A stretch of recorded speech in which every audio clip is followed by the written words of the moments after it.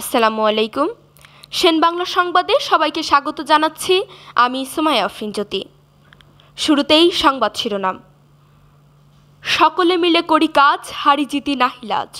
হরিণাকুণ্ড উপজেলার ৭ নং রঘুনাথপুর ইউনিয়ন নিত্যানন্দপুর মাধ্যমিক বিদ্যালয়ের সংলগ্নে মিষ্টিমুখ করে কাজ শুরু। ভাঙচুর ব্রিজের জনকল্যাণের জন্য এগিয়ে এলেন যুব সমাজ সহ বিএনপি সভাপতি মোহাম্মদ মুকুল হোসেন লস্কর। মোহাম্মদ লিটন হোসেনের পাঠানো প্রতিবেদনে বিস্তারিত।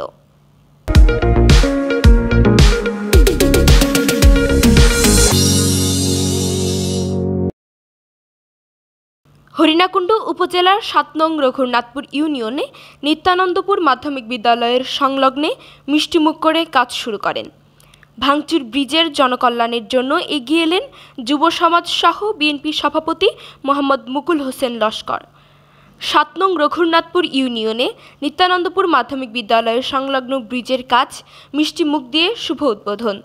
কাজ করছেন এলাকার যুব সমাজ সহ ৫ নং ওয়ার্ডে বিএনপির সভাপতি মোহাম্মদ মুকুল হোসেন লস্কর এবং তার সহযোগী মোহাম্মদ রেজাউল করিম সহ স্থানীয় লোকজন।